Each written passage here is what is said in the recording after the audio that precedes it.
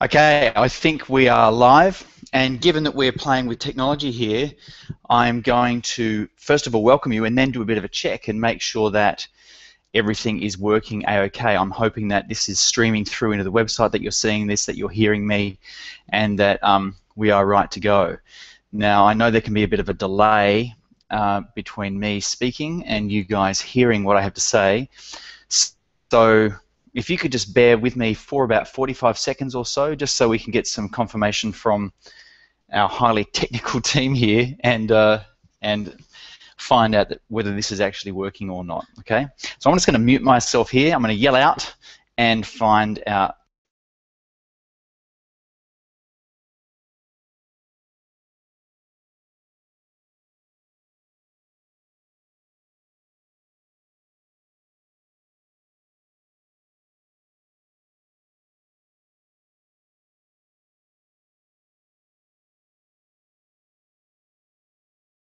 We're good to go. Okay. Sorry for the pause there, folks, but we're good to go. Now, hey, look, thanks so much for turning up tonight. You could be doing lots of other things. I hope to make this insightful, fun, entertaining, and very informative, and I'm very excited about this topic. Now, it was back in about 1993 when I got a version of this book here, okay? Some of you, if you've been to university and studied neuroscience, will be familiar with this Nolte book on the human brain. Now, the thing about this brain is it's all about the anatomy. It's got a bit of function in it, but I have been absolutely fascinated by the brain ever since then. I was totally inspired by Professor Lee Astheimer, who was my neuroscience teacher, one of those people in your life who have a major impact on you that's really positive, that lasts for years and years and years later. So, look, the point of all this, with what I'm doing, is I want to share with you information about, especially over the last 4 or 5 years, about the brain, about specifically mindfulness meditation, the impact that has on the brain, on your brain if you do it, and importantly, the really good effects that you can experience in your life if you do it. And it also will give you a great context. If you're a health professional or a coach, it will give you a context to how you might begin to use this in your life if you can learn how to fit it in, which is one of the things I'll cover.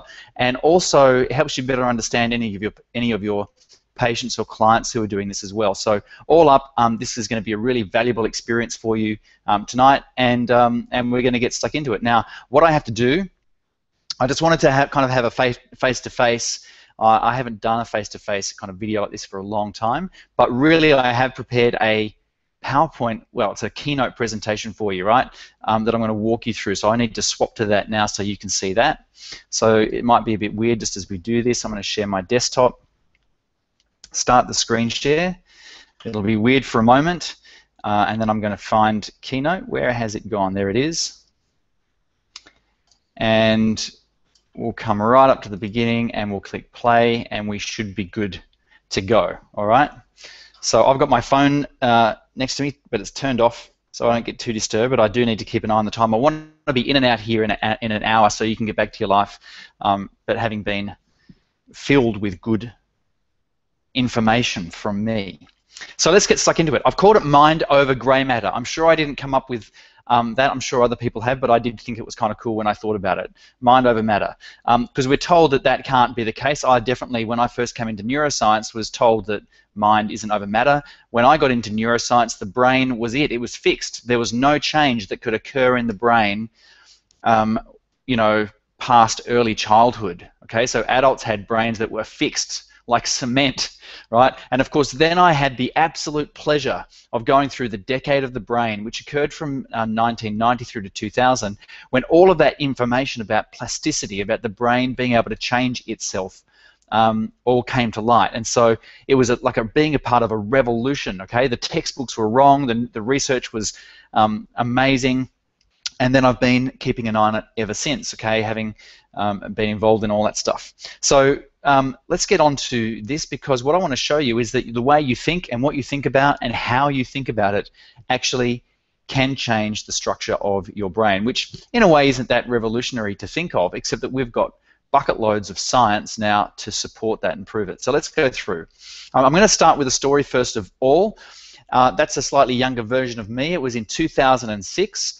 And I had an emergency appendectomy. I actually got appendicitis acute appendicitis the night before my mother's funeral, and I was staying up at my father's place. Obviously, the funeral was the next day, and I was lying in a single bed in a room that I was unfamiliar with, knowing that I had acute appendicitis and wondering whether I should go to hospital or hang around and stay for my mother's funeral, which is what I chose to do. It was a risk, I know, but I wanted to do it. Anyway, basically, there was this terrible, hot, boring pain in my lower abdomen. If you've ever had appendicitis, you'll know exactly what I mean. And I did, after the funeral, was rushed back down to Sydney and was admitted for emergency surgery because it was slightly complicated. I ended up with a bacteremia, and in the post-surgical ward, I was on oxycodone, which is endone. It's a painkiller, and one of the problematic side effects of that drug is that it suppresses breathing, so it's a respiratory suppressant. And that was a problem for me because I stopped breathing 4 times. Now, I want to tell you a little bit about that experience.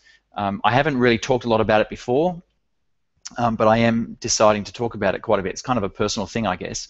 But what happened was I discovered that I was in complete peace. Actually, I've just had a little note on my phone. Actually, that's all right. I was in complete and utter peace, okay? And it was like nothing, it was like intense peace, which is almost like an oxymoron. And I found myself in this place, and it was wonderful, absolutely wonderful, like nothing I've ever experienced before. And then, of course, I realized that I couldn't sense my body. I had no sense of this physical thing that I'm walking around in now. And the other thing I then became aware of was that I had 0 air hunger. Okay, so just like if you tried to hold your breath right now and see how long you could last for, you would begin to get this growing sense of urgency to breathe, a physical sensation of air hunger. I had 0 air hunger, and I didn't want to leave this place of peace. Now, I make no claims about what that place of peace was. I don't know if I'd left my body. I don't know if I was in my body. None of that actually matters. What matters for me is the experience that I had. And I decided that I should breathe again. And I got to tell you, it was a very difficult thing to do. It was like I had to open up all the airways again that had become stuck shut. And it required physical effort to do this. And when I breathed for the first time, I remember that breath coming in and coming into my body, and all of a sudden I found and I felt aware of my physical body again. Now, it wasn't, well, I don't know how long it was really, but it didn't seem like it was too long before I again found myself in this place of peace with no air hunger. And of course, I knew what was going on at this point, and so again, had to make that choice. You know, am I going to play with this? Am I going to stay here? What would happen if I just stayed here? I mean, it's beautiful. This piece is incredible. Why would I leave? And of course, then your mind goes back to the things that are in this world that are calling you back. I mean, primarily for me, it was my family. I had 2 young children and my gorgeous wife, Rhoda. But I also had unfinished business. I had, dragons that I still wanted to slay, so to speak. And so I decided to breathe again. And then I found myself back again in this place of peace. And so I decided to breathe again. And I found myself back there again. And so in that final time when I was there, I had to make another decision. And that was that, that when I breathed again and went back and felt that awareness in my body again, this time I had to press the buzzer and call a nurse. And that was actually the toughest decision, because I was quite enjoying not letting this experience go, but I knew that once I pressed that buzzer, that I was essentially saying goodbye to that experience, and that I would, because they would take me off, well, they would sort out whatever was going wrong, because at the time I didn't know what was going wrong. I didn't think to myself, oh, I'm on too much oxycodone. So anyway, I finally decided to breathe again. I tried to move my thumb. I found the buzzer in the bed, clicked it, nurse came. I told her and whispered what was happening, and and that's the end of that. Okay. Now, the reason I bring this up and the reason why it's relevant is that experience of being disconnected, being separated out from my body, well, that's what it felt like, from my body, gave me an extra added ability, I feel, to be able to separate myself from the moment and observe the moment. And as much as I've never been able to experience that level of peace again, I know that it's possible, and so I feel compelled to pursue it. And I'd much prefer to pursue peace than any other form of emotion. I mean, you can still be excited and peaceful, but you know, the negative emotions, those of stress and anger and depression and worry and jealousy and envy and all the kind of things that are negative, I'm compelled not to feel those things and chase the peace. Now, that's important when we come to talk about mindfulness, because that's a perspective that I have. Walking around, I can kind of move myself into that feeling. But I've spoken to lots of other people, including a good friend of mine I'll speak about later, and he teaches people how to do this without the dramatic need to have emergency surgery and be overdosed on oxycodone. Okay, next little story before we get into some facts. And I've called this When Weirdness Becomes a Strength. Now, the story I just told you there, 2006, if we go back to 1997, I was completing a master's degree in osteopathy at Victoria University at that time, and I'd also launched the International Journal of Osteopathic Medicine. Now, there's a whole lot of reasons for why I developed anxiety and panic attacks, but you know, a lot of it was lack of sleep, high pressure, fear of failing exams, being held back a year, starting a journal, feeling like I had to live up to people's expectations of who I should be and what I should be. I mean, a whole range of things that I detail in a book I've written called Finally Free, which was just published earlier this year. And, you know, I'm really grateful that I've been able to get some good national publicity for that book by appearing on some TV stations and stuff, which is just quite cool. But anyway, there's two things I wanted to draw your attention to. Two symptoms that people get who've got anxiety and panic attacks. One of them is called depersonalization, and I want to read you the definition of that, and it goes, a state in which one's thoughts and feelings seem unreal or not to belong to oneself. Now, when you're experiencing this and you've got anxiety or panic, it's a terrible thing to experience, and a lot of people do experience it. About 70 to 80% of people who have anxiety disorder experience depersonalization. Now, the reason I've called this When Weirdness Becomes a Strength is that that's exactly what I do now, but it's positive, because I can almost separate myself from my thoughts and feelings, and instead of owning them and feeling like I belong to them and they belong to me, I'm able to observe them from a distance and decide whether I want to immerse myself in those thoughts and feelings or not, or whether I'm quite happy to let them go. Okay, now, earlier in my life, I was very much wrapped up in my thoughts and feelings. If I thought something, I thought that was me thinking it, and I owned it 100%. If I felt something, it was me 100%. And now I've realized, of course, that all these thoughts and feelings we get are really just a product of our brain. They're a product of so many other environmental cues that we really, as a more evolved person, can choose whether we want to buy into those feelings and those thoughts. And that depersonalization experience I had when I had anxiety, I still experience the same thing, but it's very positive. It's a strength that I now have, as opposed to being a strange, unpleasant clinical disorder that it's called when you have anxiety disorder. Now, the other word there is derealization, when it's a feeling that one's surroundings are not real. And you can see that's quite similar to the previous term. Again, that's this ability to disconnect yourself from your environment. Now, when it's called derealization in anxiety disorder, it's considered a clinical problem. When you're able to do this, and when you're performing at very high function and you don't have a clinical disorder, it's actually a benefit. So again, I just wanted to use these words because these experiences that people have, where their brain is creating this experience for them, is common across a number of different things. And just because it feels weird in anxiety doesn't mean that it's dysfunctional when you're doing it on purpose and for good reason. Now, what I wanted to now get to, and the reason why I think mindfulness is so important, is that if you are involved in any type of healthcare or coaching or wellness practice at all, then you'll probably share the same things I'm about to share with you. You'll have experienced these things. It's the problems that people have. Now, you may be someone who deals primarily with physical pain complaints, but then you find out in people's lives they have all this other stuff going on. Maybe you're a counselor, maybe you're a naturopath, maybe you're a life coach. You know, these are the things that you've probably experienced. The fact is, people have problems with relationships.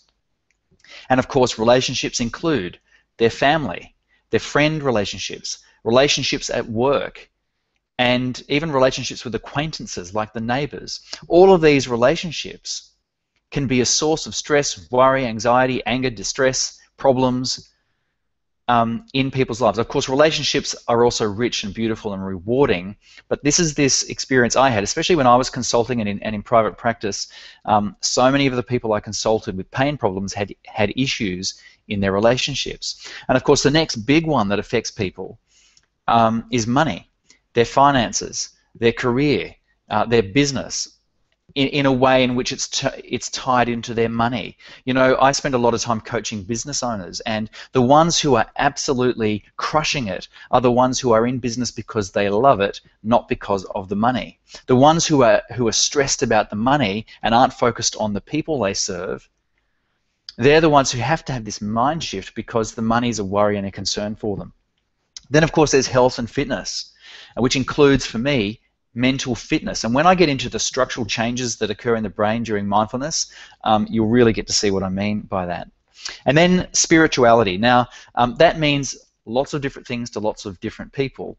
But and whatever it means to you, I don't want to diminish that or take away what it means for you. But I guess things like your purpose, your reason for being, this sense of having some higher reason or higher purpose. A lot of people have this, and if they feel like their life is empty, if they feel like they don't know why they're here, then spirituality can be a problem. And let's just tease this out a little bit, because it's easy to skimp over these things, yet these are things that really affect people's lives. Now, if we look at relationships, it's things like anger, conflict. If you feel like there's a winner and a loser, which happens in a lot of negotiations.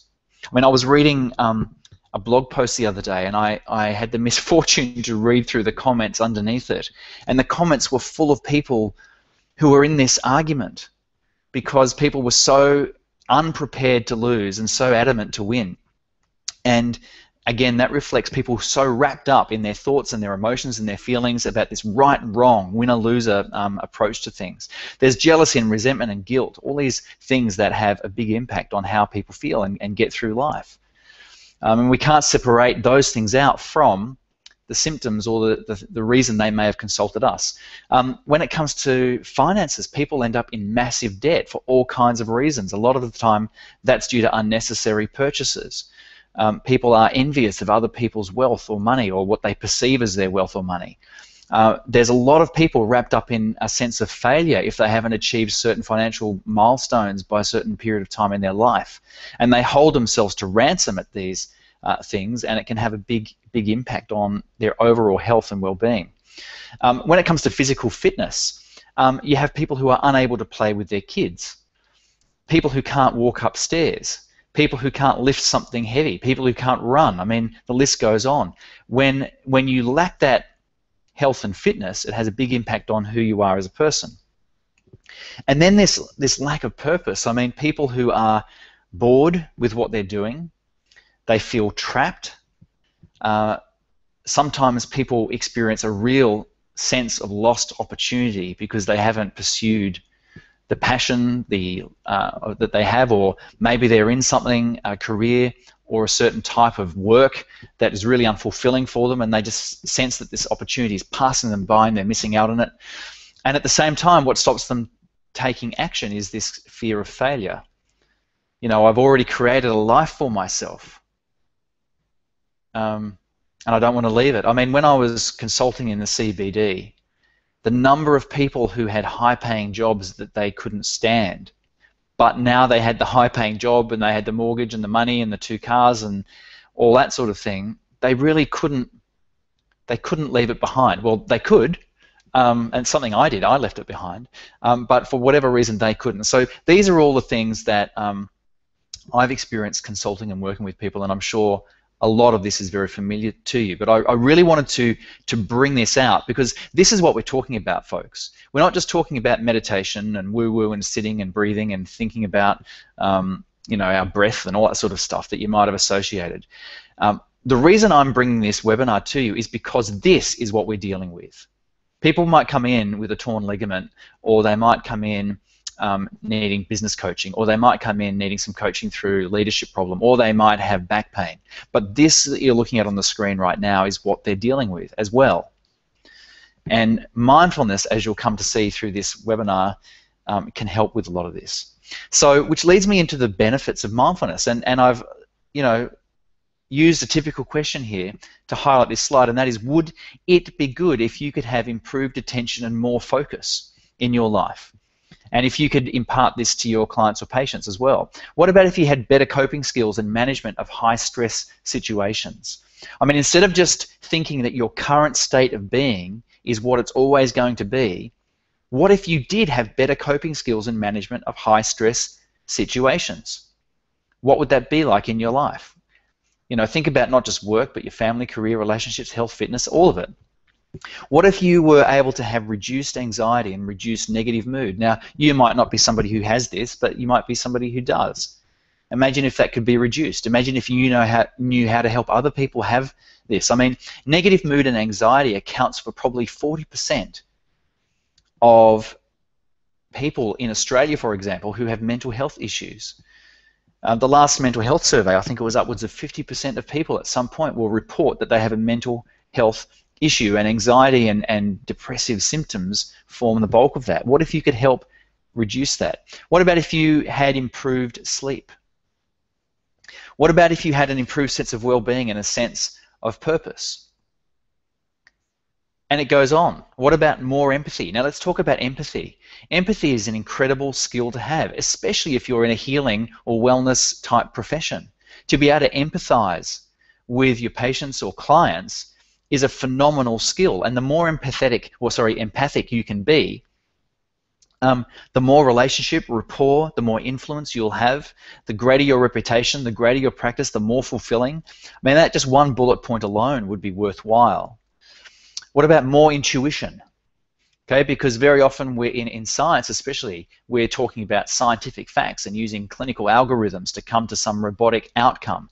But intuition forms a big place, not just in our clinical work, but in our lives. More creativity and innovation, better decision making, both clinical and business. Okay? That one line again has massive value for you. And more perspective. You know, it's one thing to empathize with people and feel along with them. It's another thing then to be able to quickly have perspective about what they're going through so that you can actually lead them in the way that you are qualified and expected to do as a health professional or coach. So that's what you can get from mindfulness. And now let's go into mindfulness itself, the topic of really the talk, and get into it. Now, it's really just defined as the simple, non-judgmental observation of a person's breath, their body, or just about anything else. And that is a really key point.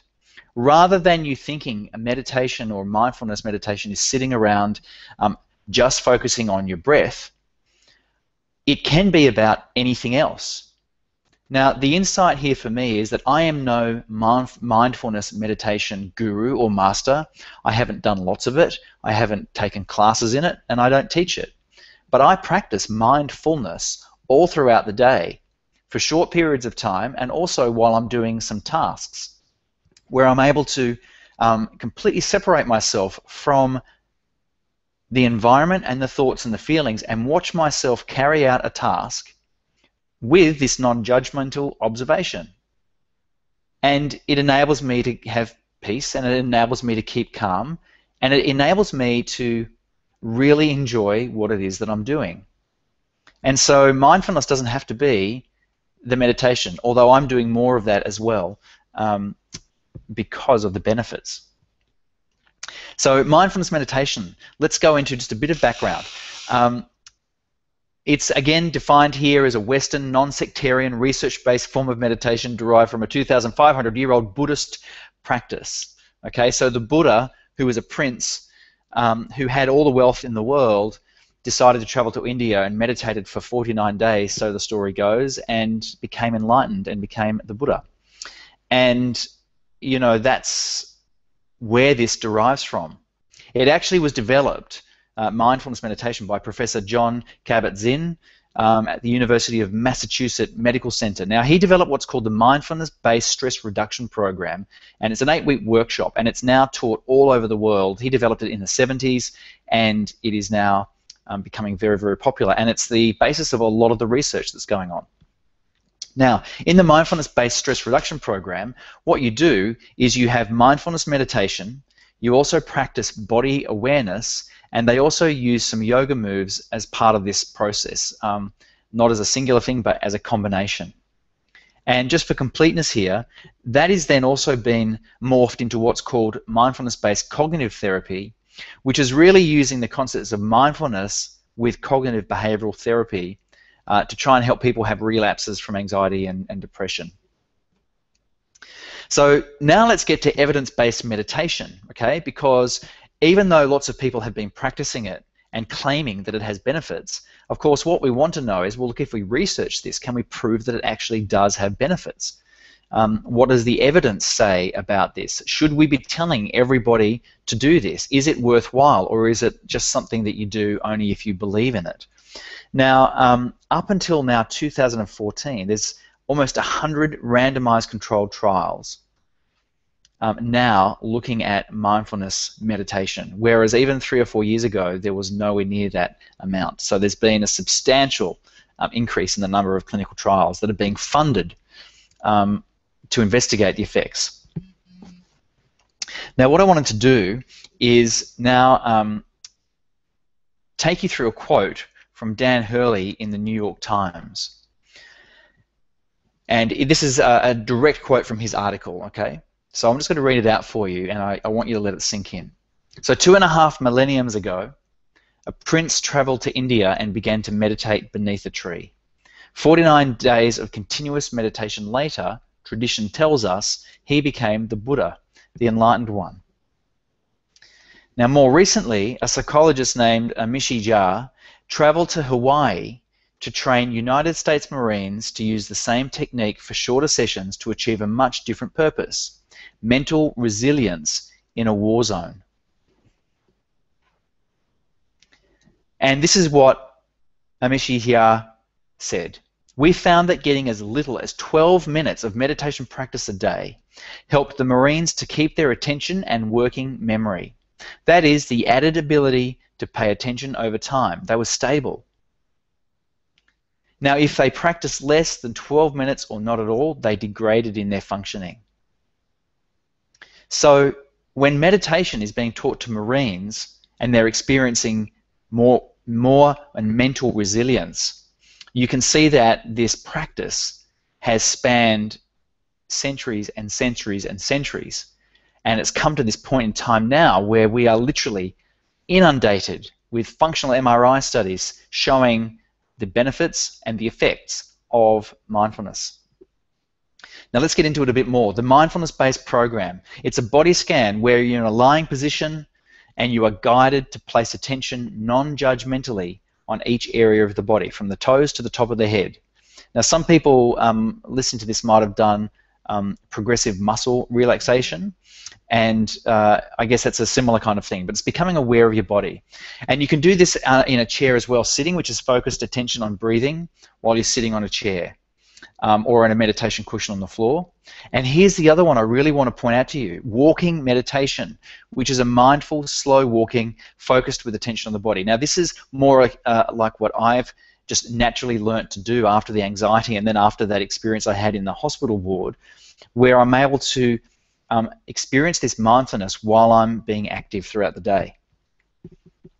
Now, when they do the mindfulness-based stress reduction program, it also includes homework, where people participate in around 45 minutes of meditation per day, and they also complete a diary, and they get like a meditation session that they listen to and work through. So quite a lot of the studies I'm going to take you through in a moment, this is what it's based on. Okay, so a lot of the studies, they get people and put them through this 8-week program to not only have a look at the effects on their behavior and their feelings and their functioning, but also on their brain. Okay, the proof.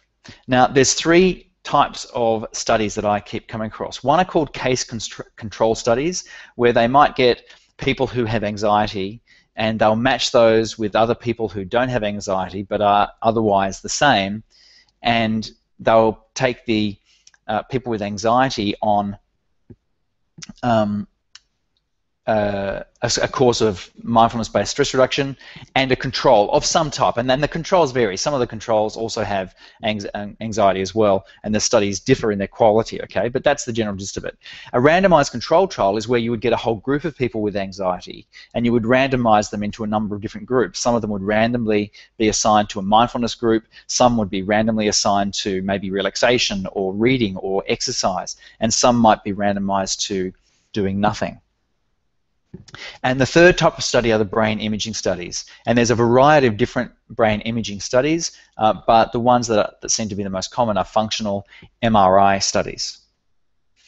Okay, so back in 2010, there's a journal I am the executive editor for called the International Journal of Osteopathic Medicine, and we decided to publish a study by 2 authors, Thomas Mars and Hilary Abbey, called Mindfulness Meditation Practice as a Healthcare Intervention. Now, as an editor of the journal, I saw this come through our internal systems. We had to send it out for review and all the kinds of things that journals do. And when I read through this, again, this was one of the key things that got me very interested in the science behind mindfulness, and then that's when I began to follow it through myself. But I just wanted to take you through this one in a bit of detail. It's 2010, so it's 4 years old, but let's just go through it. Okay, I think I've said that. So the authors found at that time 226 clinical trials that they could look at that might have been relevant, but of those there were only 22 that actually were involved with mindfulness. Okay, remember I've said now there's almost 100. And so they included 22 in this particular review. Now, the reason this is important for you is I don't want to bring you onto a webinar like this and go over lots and lots and lots and lots of individual research papers. So this is a systematic review. This is you getting a summary of all the research that had been done up until that point, and getting rid of all the bad research and the irrelevant research and really being left with just the best quality research they could find at that time, and now we're getting a summary of that. So this is very, very high quality filtered information that you're getting. So of those 22 studies, 11 were good quality. Now, what you're most interested in is what did they find? Well, what they found by looking at all of these studies was that mindfulness meditation may have the potential to impact spirituality, positive health measures, and symptoms of mood, distress, and depression. So this is a good big tick. This is really high quality evidence that mindfulness meditation does have an impact on each of those measures. How big that impact is, how long lasting it is, the science is still out, and there's a lot more studies to be done, but this is a really good basis from which to recommend mindfulness. They also found and said that mindfulness meditation may enhance immune function and accelerate skin healing. Now, they also made some comments about how this applies to someone in clinical practice. So that would be you as a health professional or a coach. First of all, they said that for you to use this, that it's really clear that you need to have some training in how to do mindfulness, that you should be skilled at it yourself. And they also point out that mindfulness meditation is consistent with holistic principles because it really does rely on the body's innate healing capacity of the mind and the body.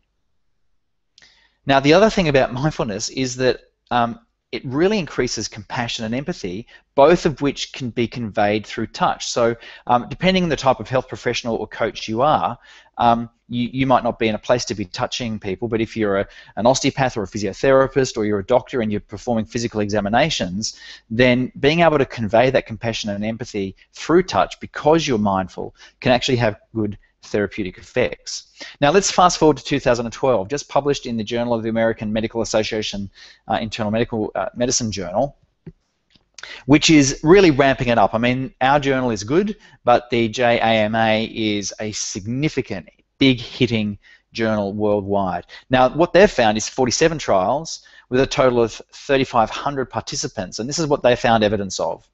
Improved anxiety and depression at 8 weeks, and also then when they tested them at 3 and 6 months. So the outcomes were stable. They lasted. It wasn't just while they did the program. It had a long-term effect on people. You know, how much longer it would last, I don't know, but of course the presumption is we keep practicing mindfulness, we get better and better at this. Now they also found low evidence for improved pain and mental health quality of life improvements. Because you know the problem with a lot of this situation when you analyze it scientifically is we kind of always need more studies to answer this more authoritatively. But improved anxiety and depression was a great finding. They didn't find enough evidence about the effect on positive mood and attention and substance abuse and things like that.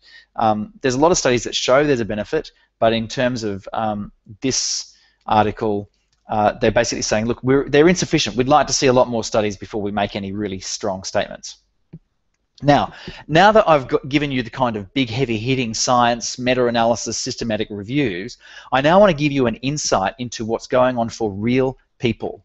Okay, so this was published in 2008 in the Journal of Pain, and it was going through people who had chronic pain and analyzing their diaries as they were applying mindfulness. And this is the part where you begin to think and get an insight into how this is impacting people's lives. So let's look at some of the quotes that we've got. Someone had written in this study, I have known for years that distraction made me forget my pain to a great extent. And with mindfulness, I can concentrate on prayer, music, exercise, and probably many other things that distract me from the pain.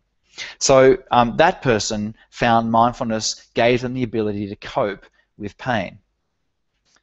And another quote, the pain is still with me, however, it just doesn't feel as intense as it was. I feel results of the study and the practice is having a positive effect. Someone else quoted, by using meditation, I have been able to reduce the feeling of pain.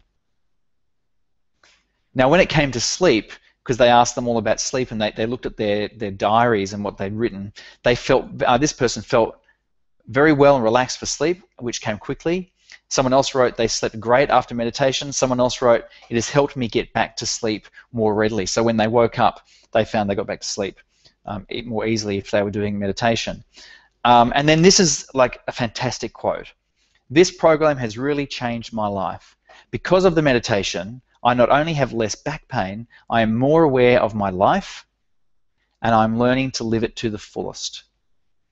Now that really sums up what we're all about. No matter what we're in, what form of healthcare or coaching we're in, we want our clients to be able to live life to the fullest. That's what we're there to help them do in our particular way. And that's what I'm here to help you do as well. So if I can influence you in any way to begin to explore this and be open to the idea of mindfulness for yourself, then that's the kind of thing that I would like you to have as well. Now let's just have a little bit more of a look at the proof of mindfulness, and this is really looking at research done over the last 3 or 4 years. Now, I do not want this to become a boring presentation of research papers. I'm going to fly through these very quickly, and after the webinar's over, I'll put this list of references up for you, so if you're someone who wants to dig deep into the science of it, you can. My purpose for putting these slides up isn't really to let you absorb the information, is to overwhelm you with just how much proof there is and just how much work is being done. So let's have a look. This is beneficial effects. So if we look at meditation, just 4 daily sessions in novices was found to improve their working memory, which is their short-term memory, their executive function, which is all around decision-making and being able to problem solve, their attention and their focus, okay, by Zaidan in 2010. Also, 4 daily sessions in healthy experts and in novices was found to reduce their pain intensity and unpleasantness. So let me talk about this, because I've been involved in experiments like this where I've injected people with painful substances using a needle to bring on pain so that we can then measure what happens, and that's what they did in this experiment. And what they found was those who had practiced mindfulness for just 4 daily sessions, the pain intensity they felt compared to people who hadn't done mindfulness was reduced by 40%. That's almost half, okay? But it wasn't half, it was 40%. But the other key thing I want you to recognize is this. Even though the pain intensity was reduced, the unpleasantness of that intensity was reduced by almost 60%. And that's that description about people saying, well, look, I've still got the pain, but it just doesn't bother me as much. Okay, you're somehow being able to detach and not be drawn into the feeling and the fear and the angst and the negative mood associated with the pain. So it's very powerful to be able to give that gift to somebody who's experiencing chronic pain. Okay, Zen meditators, they were found to have reduced connectivity between the executive function regions and the pain stress regions when they are exposed to pain. Now what this means is that's demonstrating, and that was with MRI, that's demonstrating that when they are in pain, that the pain centers were not sending a lot of messages through to the areas of the brain to do with executive function, problem solving, decisions, that they'd somehow disconnected those two, and the MRI showed that.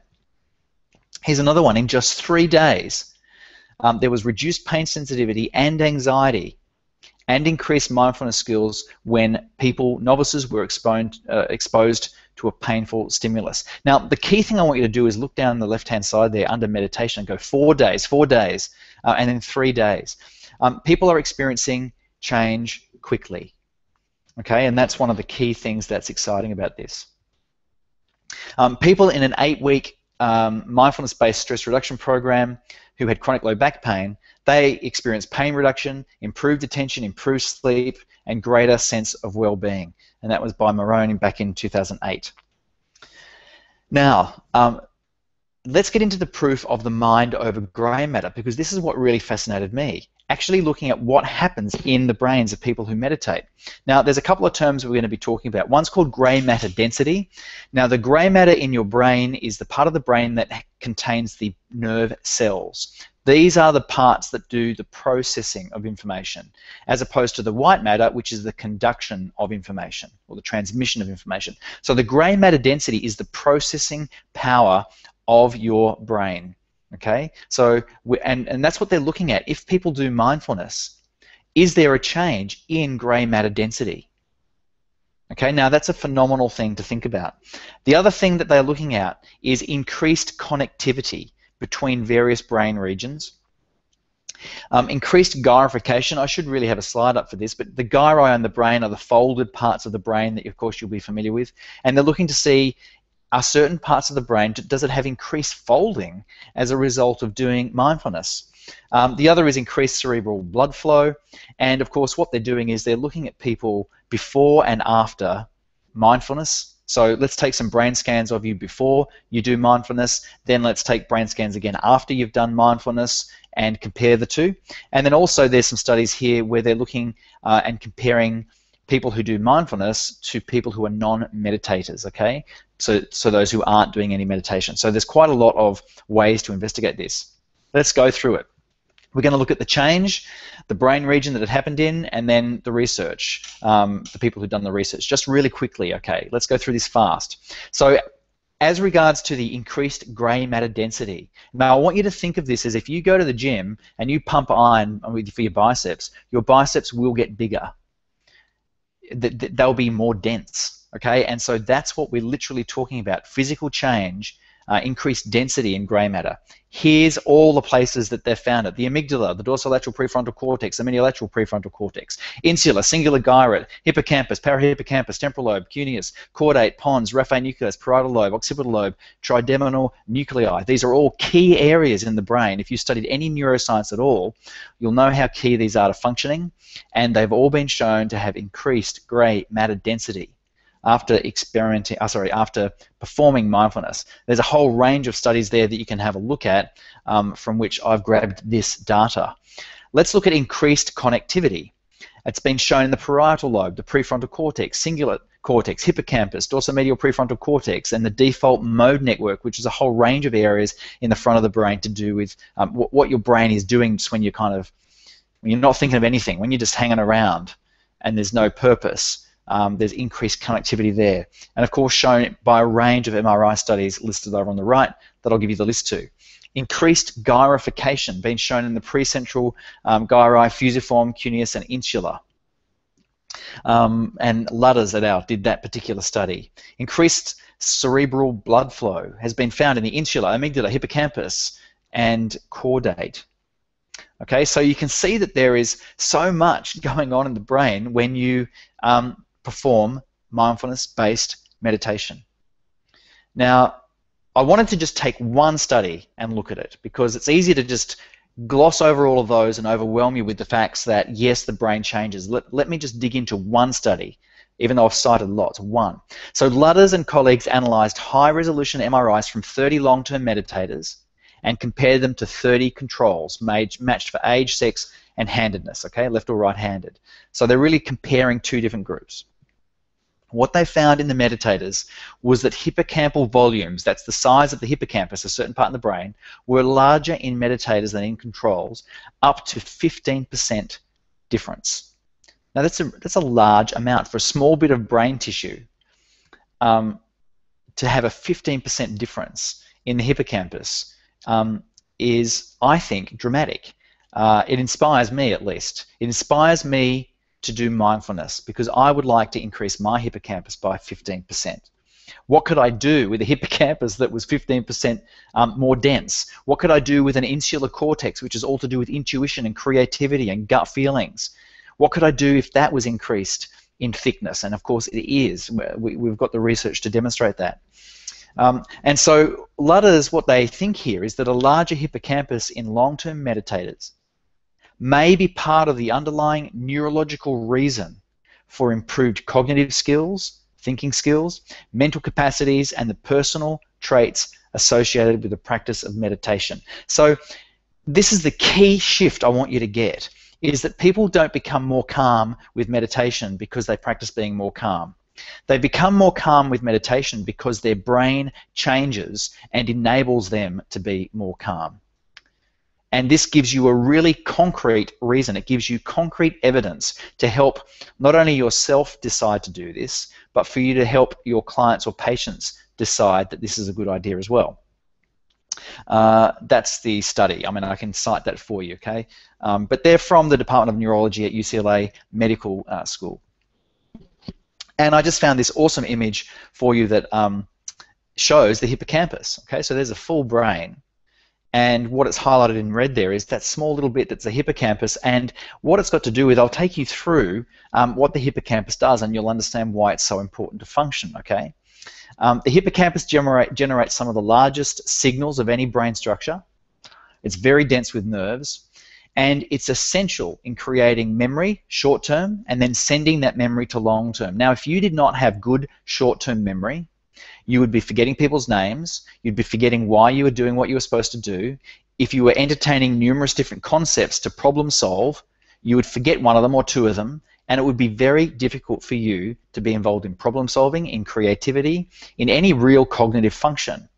And so by improving and enhancing the function of the hippocampus, you are directly improving your cognitive abilities, or at least you're giving your brain the opportunity to do that. Now, on the flip side, what's been shown is that long-term exposure to stress hormones can actually damage the neurons in the hippocampus. Okay, so humans who've experienced severe, long-lasting traumatic stress, they actually show atrophy, or what we'd call shrinkage or wasting of the hippocampus, more than in any other part of the brain. So I want you to think about this for a moment when it comes to stress and anxiety, which is so prevalent in our society. If you practice mindfulness, you actually increase the thickness, the density of the hippocampus. You improve people's ability to deal with executive function. And therefore, they are better able to cope with stress and therefore have less of it, versus the people who come in who are stressed, and often as well they're in pain. Of course, the longer they stay stressed and the longer they stay in pain, it is detrimental to their hippocampus. We have the opposite effect happening. And again, that's why it's so important, I believe, to get excited about mindfulness, because it's such an empowering thing to do, because people can do it for themselves. The other thing about exercise is that it's been shown to improve function in the hippocampus as well. So another good reason to do exercise, but we're not really talking about exercise tonight. Now, let's just have a look at professional effects. Now, I've taken this from that systematic review of Mars and Abbey because I wanted to, talk about how practicing mindfulness can impact your career. Let's have a look at it. This is taken directly from that paper because, as they suggest, there can be the direct and indirect cultivation of innate healing resources of the mind and body. Now, this is essential for you and your well-being and your health, let alone your ability, and I would say now responsibility, to pass this information to your clients. It focuses on the positive influence of the practitioner mindfulness, on the therapeutic relationship between you and your client or patient. It helps you with your clinical decision-making, your own wellness, and of course, enhanced patient outcomes. Why wouldn't that be something to pursue? Of course, depending on the type of people you see and you consult with, a lot of the time you'll be dealing with the somatic manifestations of stress and people in chronic pain. And so, given that mindfulness has been found to be really effective in this as an intervention, it's important for you professionally to be aware of this. Excuse me, I'm just going to get a sip of water.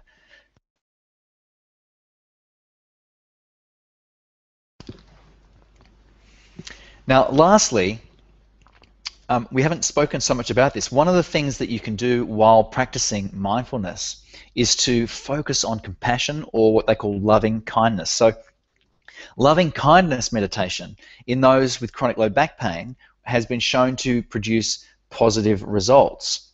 So, just looking at this from a professional level, not so much just from the science, or yes, great, the brain changes if you do mindfulness, but think of it with what you can do for yourself and with what you can now do for your clients by simply helping them begin to start this process.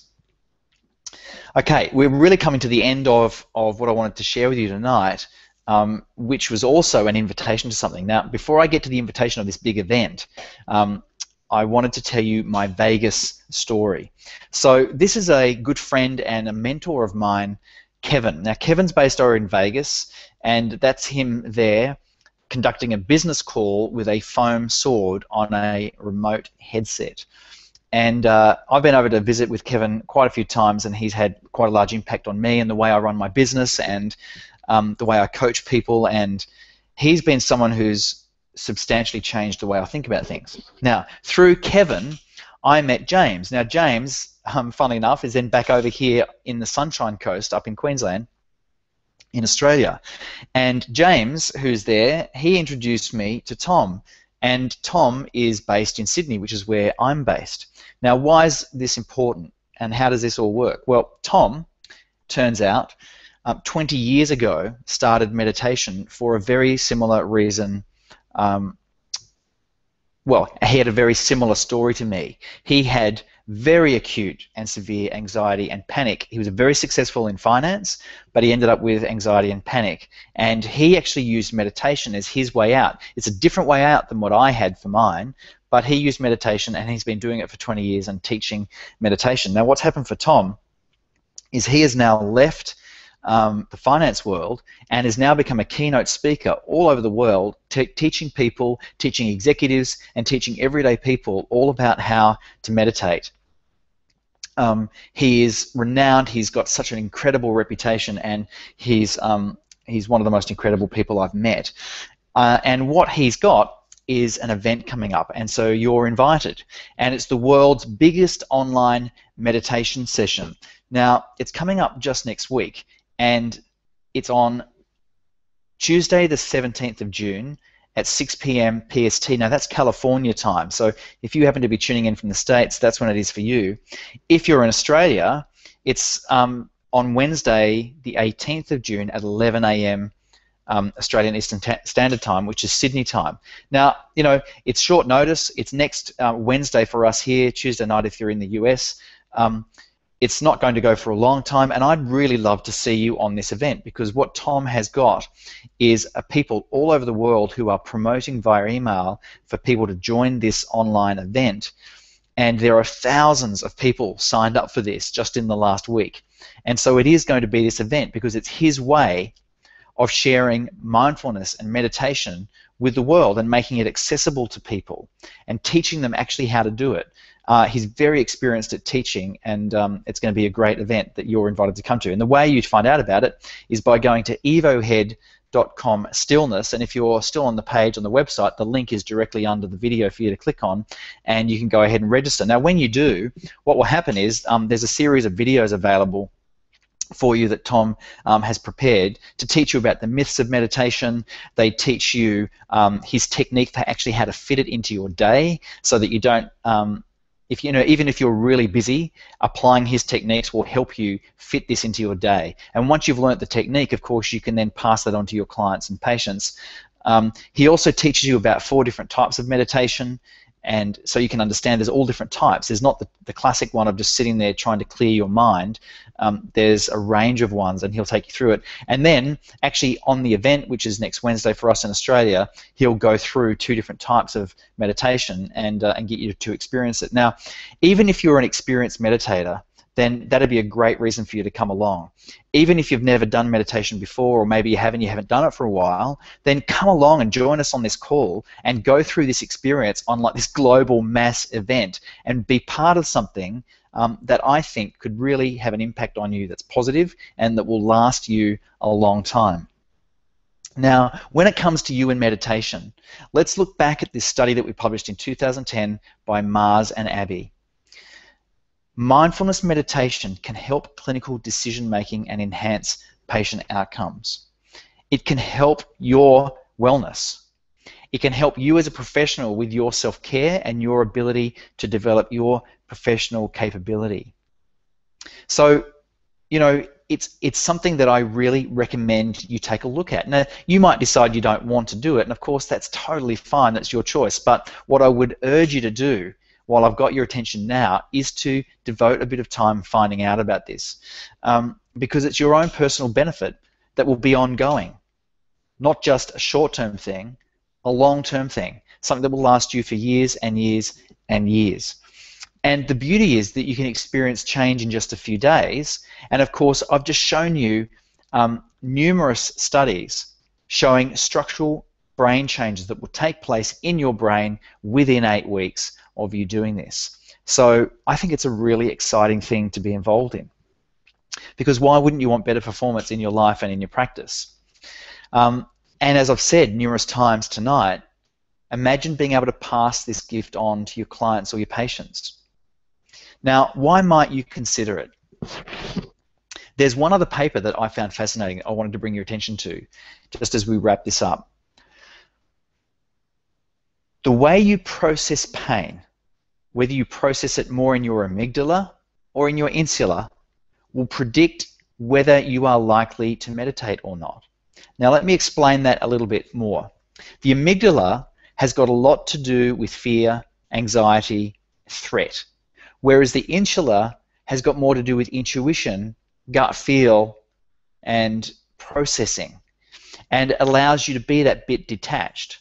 Now, what they did was they got people to come in and they exposed them to a pain sensation, and they looked to see whether the people were primarily processing pain with their amygdala, that is, they're engaged in the threat of the pain, or whether people were naturally processing pain with their insula, being detached and observant of their pain.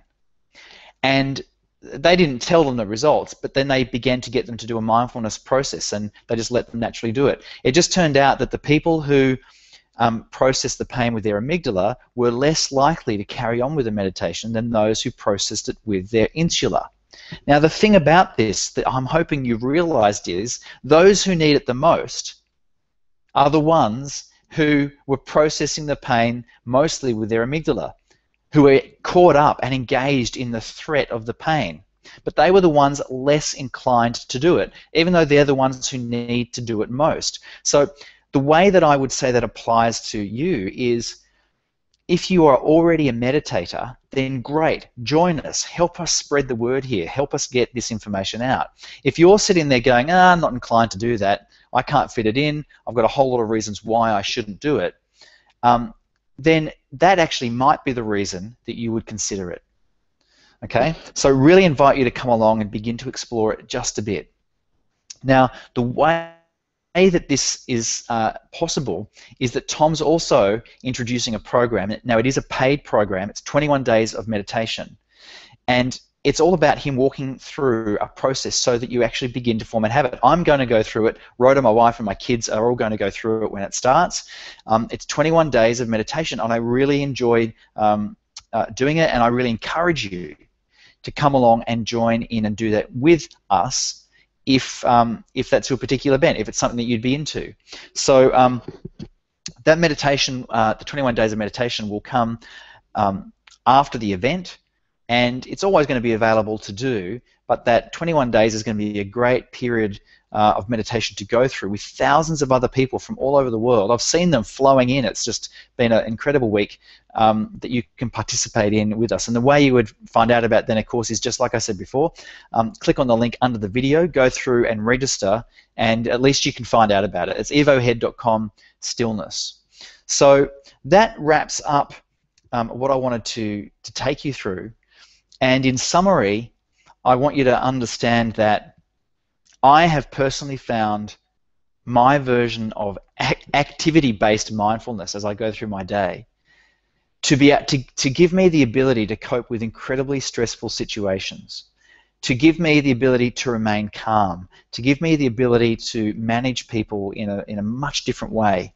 And if you're in healthcare and if you're in coaching and you are leading people towards a better version of their life, then this is a skill that I would highly encourage you to develop, because even if you've developed it to some point now, you can always develop it further. And if you've never paid any attention to this, then you can see that you can actually get quick results with it. So hopefully you've really enjoyed this webinar.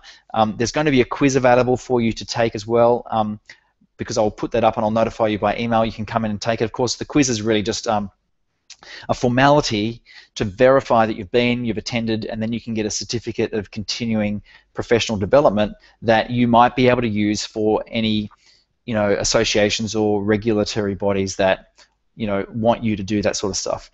So that will become available for you soon. So I think that wraps it up. I really appreciate you turning up. I'll close this out of here and stop sharing my screen, and we'll come back to the camera. And here I am again. I wanted to just personally again thank you so much for showing up. Spread the word. I'm going to put a replay up of this, so if you know anyone who would benefit from this and who would like to see it, they'll be able to come along and see it as well. Connect with me on Facebook. You can find me at facebook.com/Nick Lucas if you haven't already, and look out for some emails from me, and have a fantastic rest of the evening. That's me signing out. I'll catch you again soon.